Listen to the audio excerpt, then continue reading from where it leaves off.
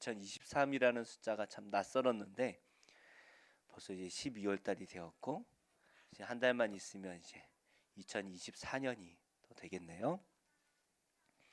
우리가 시간이 흐를수록 우리 주님을 만날 날이 가까이 왔다라는 것을 우리가 알아야 되고, 아마도 주님이 정말 이 마지막 때가 곧 오지 않을까 생각이 됩니다. 참 이상한 세상이 되어가고 있어요. 우리가 이때 하나님을 더 사랑하는 우리가 되기를 축복합니다. 저는 중학교 때까지 교회를 다녔던 목적이 하나입니다. 엄마한테 혼나지 않으려고 그냥 온 가족이 다 교회 가는 날이니까 자연스럽게 교회를 다녔던 것 같아요. 저희 자녀들은 어떤 마음을 가지고 이 자리에 나왔는지 잘 모르겠지만 그냥 열심히 다녔습니다. 안 가면 혼나니까. 그러던 중에 제가 중학교 2학년 때 처음으로 예수님을 믿기 시작했어요. 성령으로 저를 찾아와 만나주시고 제가 예수님이 살아계시다라는 것을 제가 처음 알게 되었습니다. 그동안 어릴 때부터 배웠던 이 하나님의 말씀이 진짜구나, 정말 예수님이 계시구나 라는 것을 제가 믿게 되었으니 예수님을 위해서 살아야 되겠다라는 마음을 갖게 되었어요. 중학교 2학년 때 제가 이제 다시는 내가 욕을 하지 않겠다 생각하고 그때부터 욕을 하지 끊었어요. 그리고 예수님을 위해서 예수님 기뻐하시는 좋은 일을 해야 되겠다라고 해서 좀 뭐 가진 것들 친구들하고 이제 같이 나누는 것들을 기뻐했어요. 아주 기뻐했어요. 그래서 이제 주일마다 모여서 한 주간 동안 어떻게 지냈어요라고 하면 간증할 게 막 생겼던 것 같아요. 선생님 이렇게 했더니 너무 좋았어요. 중학교 2학년 때 예수님을 믿고 참 삶에 많은 변화가 생겼습니다.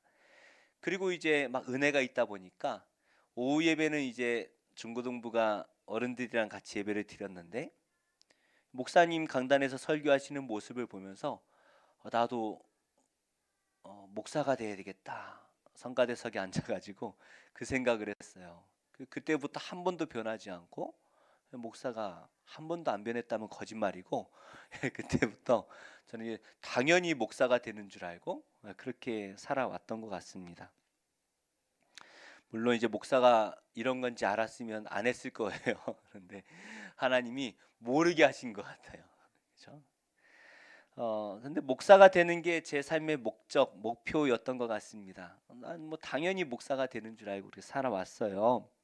그런데 이제 막상 신학교를 가니까 이제 목사가 뭔 줄 알고 또 목사님들의 삶을 이제 듣고 또 목회 현실이 얼마나 힘든 줄 알고 그러면서 이 현실적인 문제들이 제 앞에 생겨나게 되는 것이죠. 그동안은 내가 목사가 되는 것이 좀 목적이었다면 그러다 보니 힘들면 내가 버릴 수도 내가 안 할 수도 있겠구나라는 생각도 했던 것 같아요. 근데 이 현실의 문제들 앞에서 제가 할 수 있는 것은 기도하는 것밖에 없죠. 근데 말이 기도지 그 원망이었습니다. 불평하는 거죠. 하나님 저는 왜 이래요? 왜 저에게는 이렇게 저를 이렇게 하셨습니까? 라고 하나님을 거의 협박하듯이 그렇게 기도를 했습니다. 그러던 중에 하나님이 저를 만나 주셨어요. 하나님이 저를 만나 주시고 제 인생이 변했습니다. 그동안은 내가 목사가 되는 것이었고 내가 내 인생을 하나님께 드린다, 내가 내 삶의 주인이었다라고 생각을 했는데 하나님을 만나고 나니까 하나님의 사랑이 얼마나 큰지 저는 그 앞에 아무것도 아니었다라는 것이죠. 그래서 이제 그때부터 제 삶의 목적은 하나님이었습니다. 하나님이 제 삶의 유일한 목적이었어요. 그래서 하나님을 위해서 살고 하나님의 기쁨이 되고 또 하나님이 좀 뭘 하면 기뻐하실까 기도하게 되는 거예요. 제가 좀 배우는 게 많이 느리거든요. 뭘 하나 배우려면 오래 걸려요. 머리가 나쁜 건지 몸이 나쁜 건지 좀 오래 걸립니다. 그래서 이제 목회를 지금도 배우고 있는 과정인 것 같아요. 아직 멀었고 또 뭐 이게 완성될지 주님만 아시는 거겠지만 분명한 것은 하나님께서 저를 하나님의 목적에 맞게 이끌고 가신다라는 것을 매일마다 느끼고 있습니다. 그림을 한번 볼까요? 예전에 참 한참 베스트셀러였던 책이었죠. 목적이 이끄는 삶이라는 책이 있습니다. 그래서 저희 집에도 이게 있나 저는 버린 걸로 기억을 하거든요. 그래서 이제 있나 하고 봤더니 제 아내가 이제 시집 올 때 가지고 왔던 것 같아요. 책장에 꽂혀 있더라고요.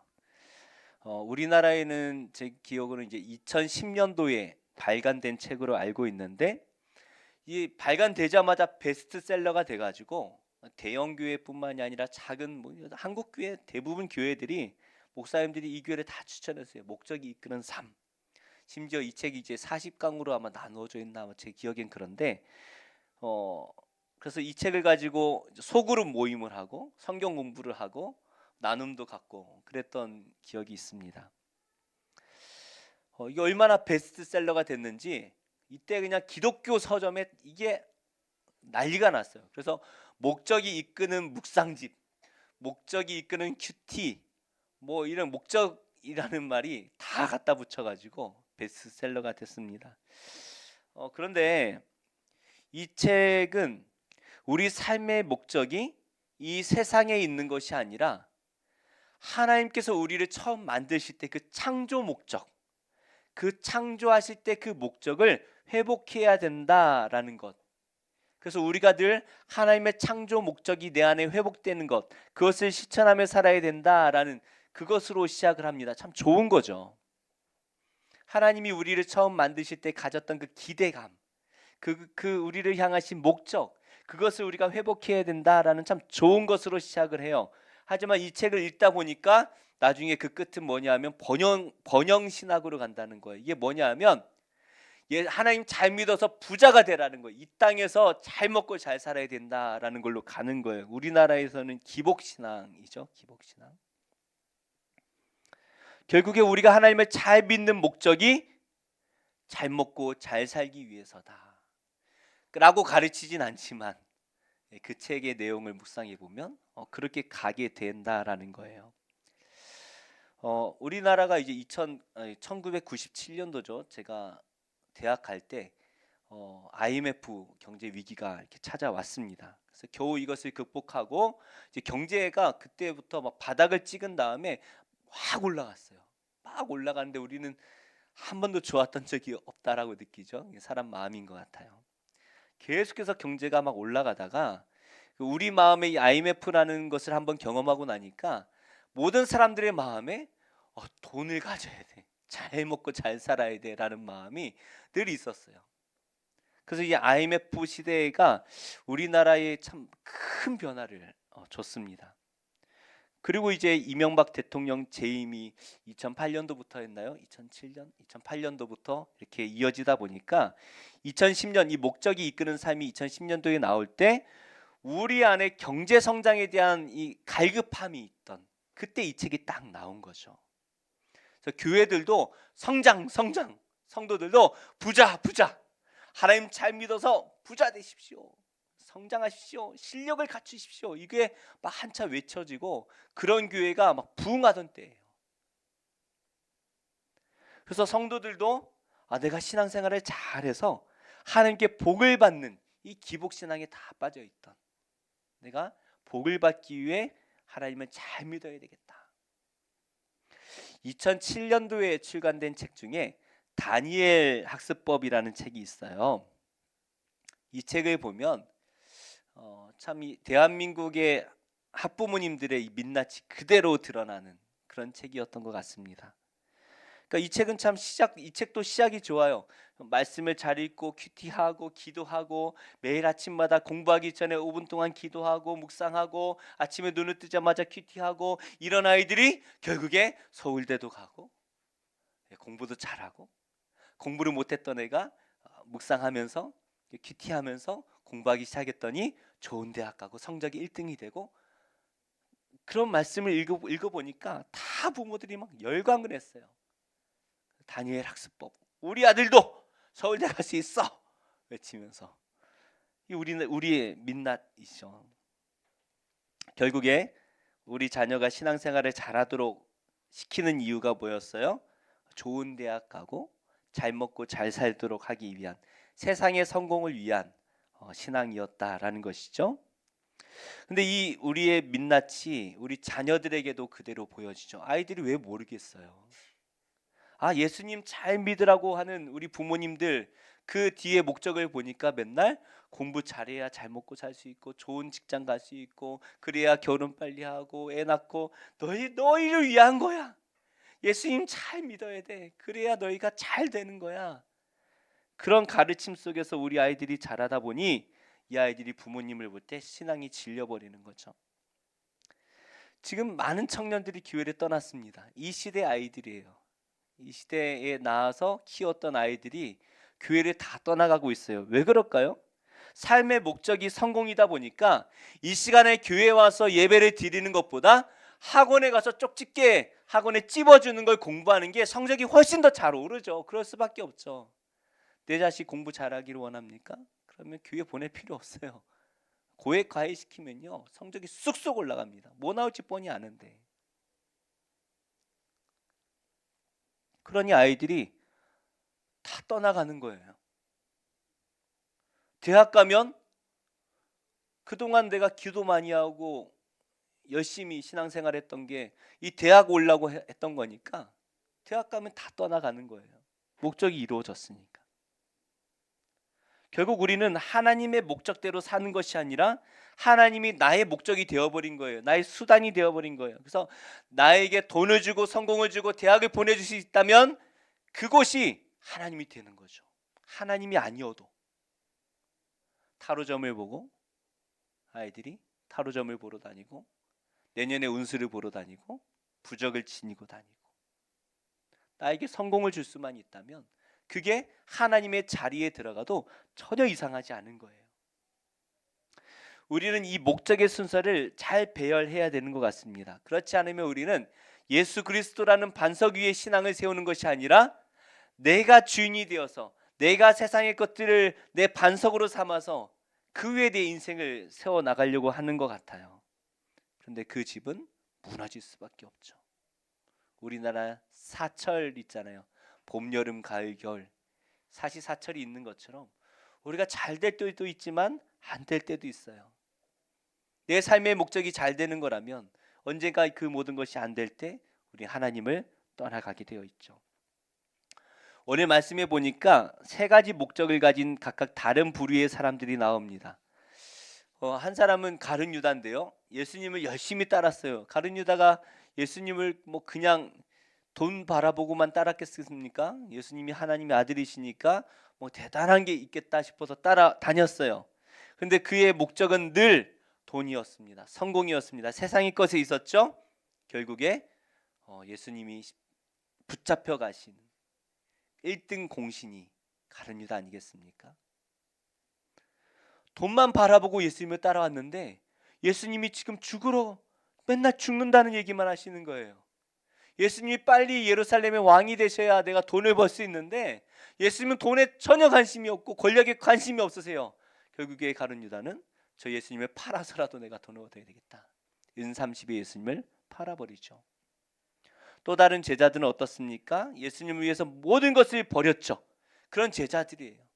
이 12명의 제자가 다 예수님을 위해서 다 헌신했어요. 다 버렸어요. 그리고 무엇을 기대합니까? 예수님이 하나님 나라를 세우실 때 내가 한 자리 차지하겠지. 근데 예수님이 눈앞에서 붙잡혀 가시는 거예요. 다 도망가 버리죠. 그리고 한 분은 바로 예수님이십니다. 하나님 나라를 세우기 위해 자신의 목숨을 다 내어주신 예수님. 우리는 이 세 부류의 사람들 가운데 우리는 어떤 부류가 되어야 할까요? 우리가 지난주에 묵상한 대로 예수님께서 겟세마네 동산에서 간절히 기도하고 내려오셨습니다. 십자가의 형벌이 얼마나 큰지 예수님의 마음이 내가 죽게 되었다라고 말씀하시는 거예요.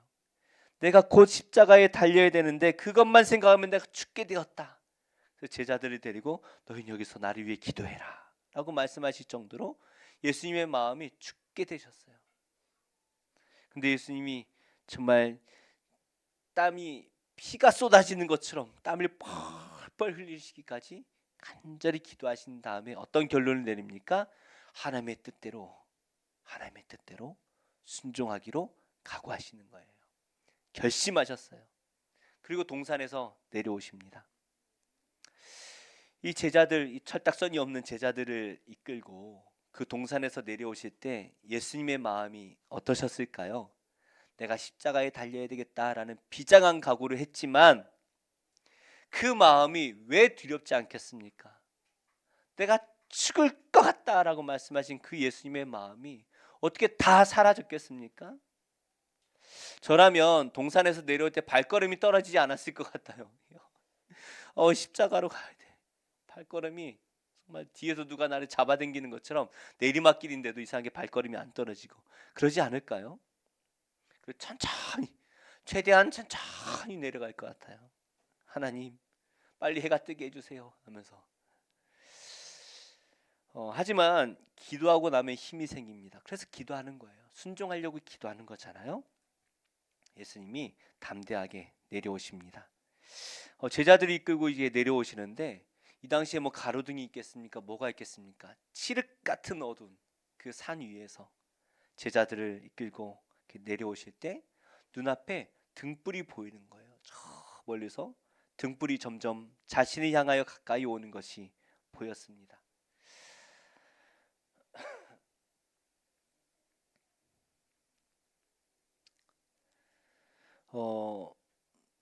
그 등불 사이에 뭐 사람들의 얼굴이 이렇게 막 등불이라는 게 계속 보이는 게 아니라 후레쉬처럼 그렇게 보이는 게 아니라 이렇게 막 움직이니까 사람들의 얼굴이 막 이렇게 무섭게 보였을 것 같아요.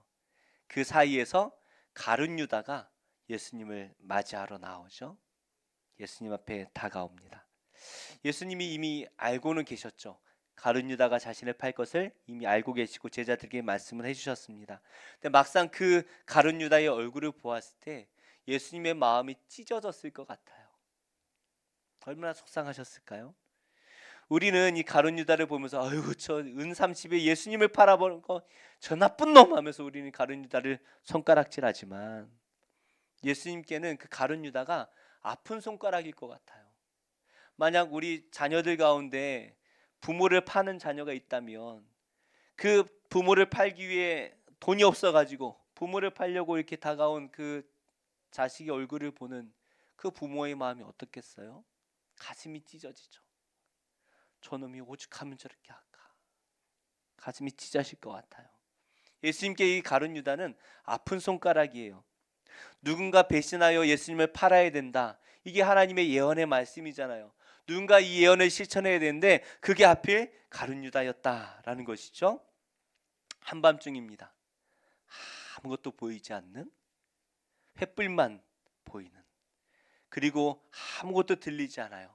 뻐꾸기 소리가 들릴지 모르겠지만 발자국 소리와 숨소리만 들리는 그때에 가룟 유다가 터벅터벅 다가와서 예수님께 입을 맞추죠. 선생님, 성경에 보니까 랍비여, 선생님 하고 입을 쪽 맞춥니다. 그때 선생님이라고 부르는 가룟 유다의 목소리가 얼마나 떨렸을까요? 그리고 예수님이 붙잡혀 가시는 뒷모습을 바라볼 때 울었을 것 같아요. 내가 도대체 무슨 짓을 한 거야? 내가 도대체 무슨 짓을 한 거야? 라고 낙심했을 것 같습니다.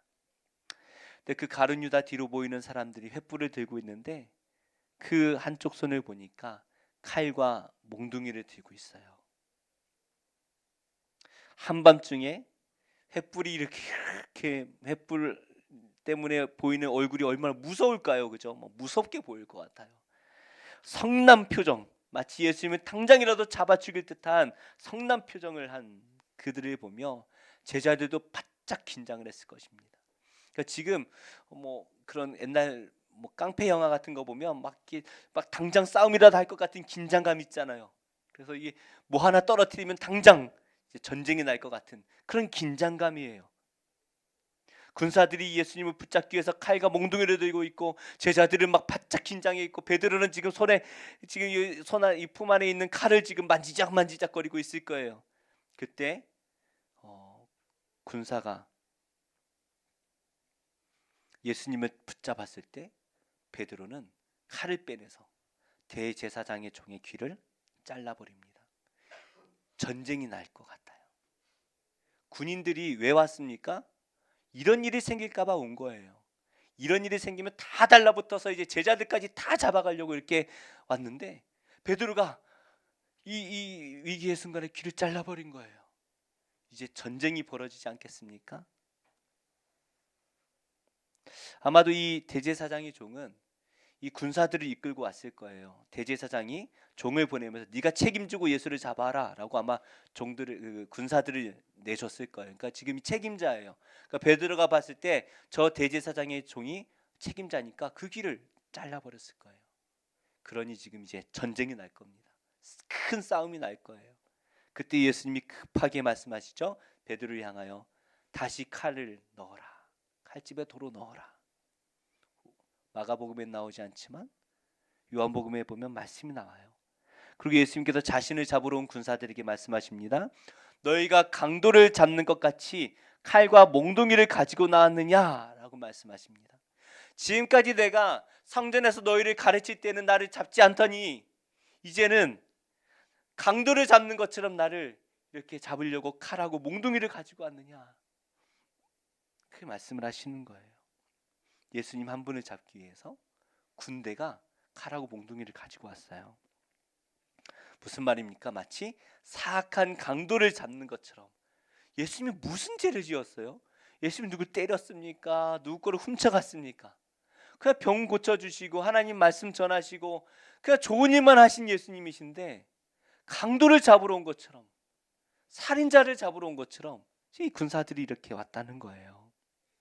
예수님이 베드로에게 칼을 다시 넣으라 하시고 군사들에게 내가 스스로 잡혀갈 것이다 라고 말씀하시고 끝이 납니다. 그리고 예수님이 군사들에게 끌려가시는 거예요.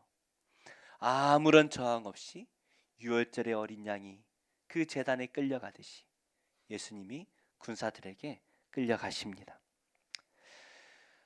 지금까지 예수님의 제자들이 예수님이 왕이 되실 것을 기대하고 예수님을 위하여 모든 것을 버리고 따라왔습니다. 그런데 자신들의 목자 대신 왕이 되셔야 되는 예수님이 붙잡혀 가시는 것을 눈으로 보고 제자들이 어떻게 해요?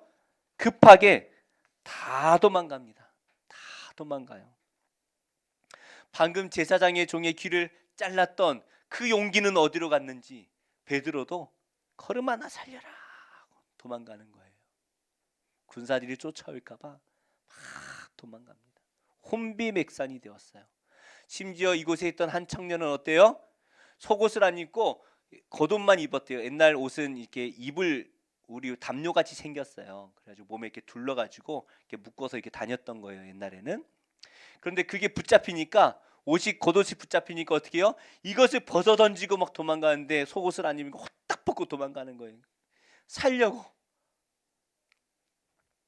누군지 이름은 안 나와요. 그래서 학자들은 이 마가복음을 기록한 마가가 아닐까 생각을 하지만 제 생각에는 아마도 가룟유다나 베드로를 제외한 10명의 제자 중에 한 명이 아닐까 생각이 듭니다. 어찌되었든 예수님을 따르겠다라고 모든 것을 다 버리고 따라온 제자들인데 지금은 겉옷까지 버리고 예수님에게서 도망가고 있는 거죠. 도대체 이 제자들은 왜 예수님을 위해서 모든 걸 버리고 따라왔을까요? 왜 모든 걸 다 버리고 예수님을 따라왔을까요? 예수님께서 12명의 제자를 한 명 한 명 만나시면서 나를 따르라 말씀하셨어요. 그 중에 빌립이라는 사람도 있습니다. 예수님이 빌립을 보고 나를 따라오라 말씀하셔서 빌립이 이제 다 버리고 예수님을 따라가다가 이제 친구를 찾아갔어요. 나다나엘이라는 친구를 찾아가서 자기가 만난 예수님에 대해서 소개를 하는 말씀이 있는데 요한복음 1장 45절 한번 같이 읽어볼까요? 시작. 빌립이 나다나엘을 찾아 이르되 모세가 율법에 기록하였고 여러 선지자가 기록한 그 일을 우리가 만났으니 요셉의 아들 나사렛 예수니라. 이 빌립이 예수님을 뭐라고 소개합니까? 처음 예수님을 만나서 따라갈 때 이 빌립이 예수님을 누구라고 생각한 거예요? 여러 선지자들이 예언했던 메시아이시구나 라는 것을 깨달았다는 거예요. 메시아. 저 로마 군대를 다 무찌르고 이 예루살렘 성을 회복해서 온 세상을 통치할 하나님 나라를 가지고 올 그 메시아가 저 예수님이시야 라는 걸 알고 따라간다는 거예요. 다른 제자들도 마찬가지죠. 우리 누가복음 5장 8절도 읽어볼까요? 시작. 시몬 베드로가 이를 보고 예수의 무릎 아래에 엎드려 이르되 주여 나를 떠나소서 나는 죄인이로소이다 하니. 베드로가 예수님을 만나고 나서 예수님이 하나님의 아들이시고 예수님이 메시아이시다라는 것을 알고 예수님을 다 따라다니기 시작하는 거예요. 알았어요. 아, 저 예수님이 메시아이시구나. 우리의 왕이 되시겠구나. 이 자체가 참 대단한 믿음이죠. 예수님이 메시아라고 믿는 것도 대단하고, 그래서 자신의 모든 걸 다 버리고 예수님을 따라가는 것도 참 대단한 믿음이에요. 우리 그럴 수 있을까요? 예수님이 다 버리고 나를 따라오라 하실 때 지금 있는 이 모습 그대로 예수님을 따라갈 수 있습니까? 예수님 짐 좀 챙기고요. 많이도 필요 없고 가방 하나만 챙겨갈게요. 예수님 가족들한테 작별 인사는 해야 되지 않겠습니까? 저희 아버지가 위독하신데 장례만 치르고 따라갈게요. 그게 우리의 마음 아닐까요? 목사인 저도 그렇게 따라가기가 쉽지 않을 것 같아요. 배를 버리고 그물을 버리는 것까지는 할 수 있겠지만 부모 자식을 버리고 예수님을 따라갈 수 있을까요? 제가 우리 승건 형제 정도 되면은 따라갈 것 같아요. 그런데 결혼하고 나니까 처자식이 있으니까 예수님 저희 막내 장가 갈 때까지, 아니 대학 갈 때까지만 좀 기다려 주세요라고 하지 않을까요? 그런데 이들은 따라갔습니다. 왜요? 예수님이 메시아이시다라는 것을 믿었기 때문이죠. 제자들이 예수님을 2년 3년을 따라다녔어요. 예수님을 따라다니다가 드디어 예수님께서 예루살렘으로 들어가신 거예요. 우리가 그 말씀을 계속 묵상하고 있지 않습니까? 예수님이 들어가셨어요.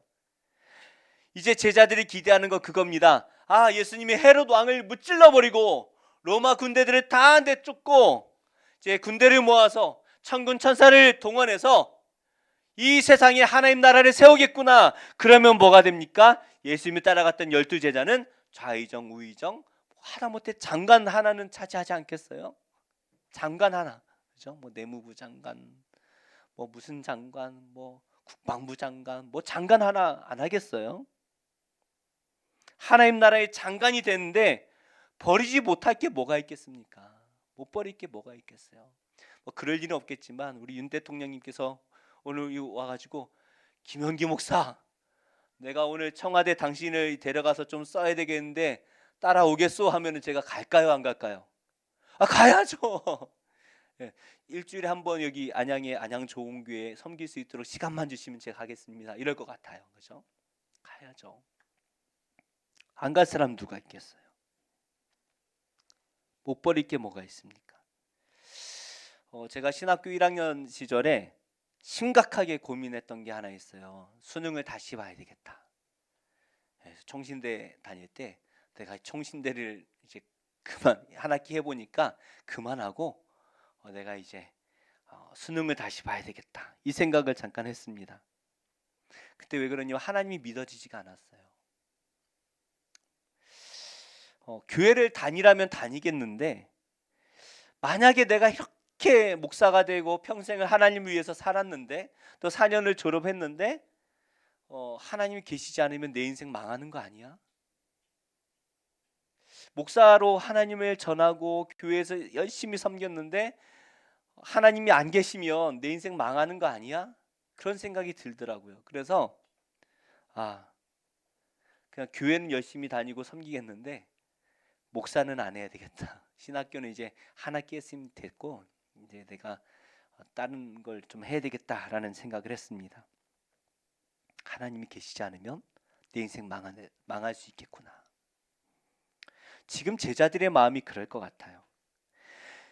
저 왕이 되셔서, 예루살렘의 왕이 되셔서 로마 군대를 다 무찔러 버리고 하나님 나라를 세우실 예수님이셔야 되는데 지금 제자들의 눈앞에 어떤 모습이 보여요?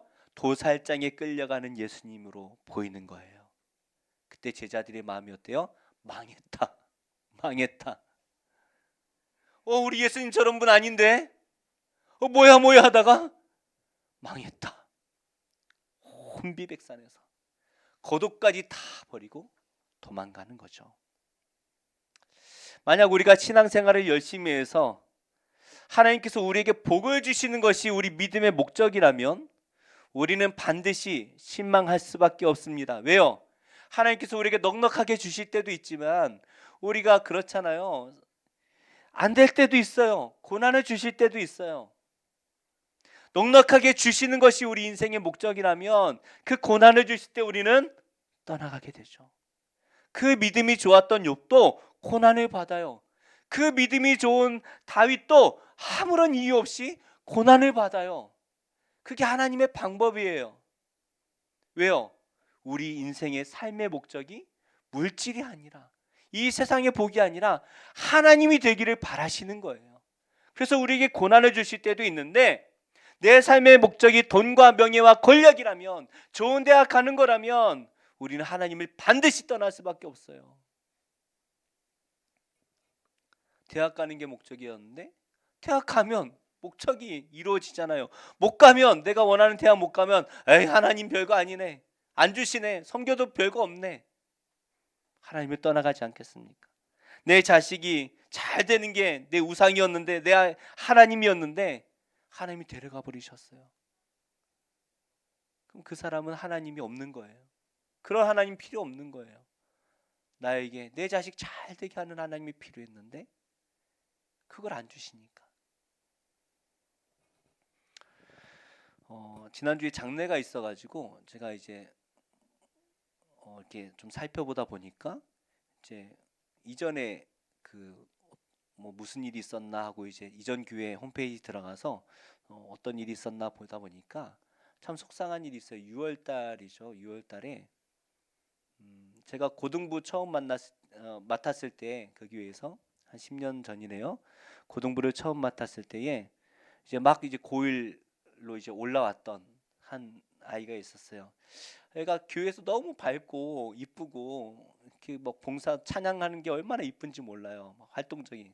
이 아이가 좀 부모들이 좀 걱정하는 부분들이 있잖아요. 그런 이제 경계에서 왔다 갔다 하다 보니까 얘는 참 착한데 이제 걱정스러운 부분들이 많아서 이제 제가 신방을 좀 많이 했던, 밥도 같이 먹고 애도 착해서 또 이렇게 좋은 얘기도 많이 해주고 대화를 해보면 참 순수하구나라는 거 알았던 청년이 있는데 벌써 10년 전이니까 이제 고등학교 졸업하고 뭐 자기 하고 싶은 게 있다라고 해서 뭐 하고 싶은 걸 이것저것 이야기했던 좀 그냥 꿈만 많은 그런 청년이었던 것 같아요.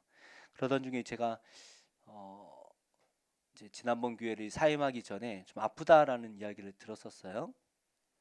근데 이제 잊고 살았죠. 그러다가 그 홈페이지를 보니까 6월 달에 하나님께서 데려가셨다라는 이야기를 듣고 그 어린아이를 하나님이 왜 데려가셨을까? 그런 또 생각이 들더라고요. 근데 그 자매가 이제 엄마랑 항상 금요 기도회면 엄마랑 앞에 찬양팀에 서가지고 찬양을 열심히 했던, 참 예쁘게 찬양했던 그런 아이인데 하나님이 데려가셨어요. 그 아이를 잃은 엄마는 또 마음이 얼마나 무너지겠습니까? 뭐 자식을 잃은 그 슬픔은 뭐 말로 표현할 수가 없겠죠. 그런데 이제 다른 집사님 통해서 이야기를 들으니까 또 하나님의 은혜로 잘 회복하고 있다라는 이야기를 들었습니다. 그분이 늘 입을 열 때마다 참 하나님께 감사하고 또 찬양하고 이런 참 간증이 이렇게 참 감사가 넘치는 그런 집사님이었어요. 그래서 그런지 참 잘 극복하시더라고요. 우리의 삶의 목적이 이 세상의 것이 아니라 하나님이 될 때 우리가 어떤 고난을 받고 어떤 힘든 일들을 겪어도 이겨낼 수가 있게 되는 것이죠. 제자들은 자기가 높아지는 것이 예수님을 따라갔던 목적이었습니다. 한 자리 차지하는 게 그게 목적이었어요. 그러나 오늘 말씀 보니까 자기에게 그것을 주실 메시아가 붙잡혀 가시는 모습을 바라보며 다 도망가 버리지 않습니까? 그러나 그 제자들이 나중에 변화되죠. 성령을 받고 그 영혼이 변화될 때에 그들의 삶의 목적이 바뀝니다. 이제 그들은 사나 죽으나 오직 예수 그리스도의 영광을 위해서 살아가게 되는 거예요. 그래서 살아도 주를 위해 살고 죽어도 주를 위해 죽게 되는, 그리고 결국 대부분의 제자들이 다 주님을 위해 순교했습니다. 우리 마태복음 6장 33절 한번 읽어볼까요? 시작. 그런즉 너희는 먼저 그의 나라와 그의 의를 구하라. 그리하면 이 모든 것을 너희에게 더하시리라. 이것이 우리의 믿음 아닙니까? 우리 하나님만 계시면 됩니다. 우리 예수님만 제 안에 계시면 저는 충분합니다. 다 가져가셔도, 제 건강까지 다 가져가셔도 하나님만 계시면 제가 하나님을 찬양하기에 충분합니다. 이 고백이 욥에게 나온 거잖아요. 하나님 다 가져가셨을 때 욥이 뭐 했는지 아세요? 하나님 다 가져가셨는데 욥이 무릎을 꿇고 하나님께 예배를 드렸대요. 예배를. 하나님만 계시면 됩니다. 꼭 남자 집사님들이 저한테 이런 말씀 많이 하세요. 목사님, 어떻게 믿음만 갖고 살 수 있어요? 돈이 있어야 먹고 살죠. 안 그래요, 목사님? 믿음만 갖고 산다는 건 안 돼요. 근데 저는 단언할 수 있어요. 단언. 그분은 믿음이 없는 거예요. 하나님께서 믿음의 자녀를 책임져 주실 줄로 믿습니다. 어제 제일교회, 안양 제일교회에서 하는 이제 3분 브릿지 전도라는 이제 세미나를 했어요. 수원의 온누리 교회 목사님이 오셔가지고 강의를 해주셨는데 120명 선착순으로 이렇게 본인 교회 성도님들만 이렇게 받으신 것 같은데, 감사하게 집사님 한 분이 저희를 초대해 주셨어요. 그래서 저희 3명 이름을 넣어 주셔가지고 갔다 왔습니다. 참 은혜가 많이 되더라고요. 근데 거기 봉사하는 분들을 보니까 전도팀마다 다 봉사를 하세요. 권사님, 집사님이 그냥 전도하는 곳마다 다 가서 물심양면으로 헌신하시더라고요. 그래서 그분들의 이 간증을 제가 들어봤었는데, 그분들의 삶의 목적은 하나예요. 하나님 나라를 세우는 거예요. 제가 전도를 해서 하나님 나라를 세울 수만 있다면 저는 다 신경 쓰지 않겠습니다. 그래서 보니까 자식들이 어떻게 되는지 신경도 안 쓰는 것 같고 저래도 되나 싶을 정도로 그렇게 하시는데, 하나님이 다 책임져 주세요. 다 책임져 주세요. 주님을 위해서 사니 하나님이 간증이 차고 넘치도록 채워주시더라고요. 그리하면 이 모든 것을 너희에게 더하시리라.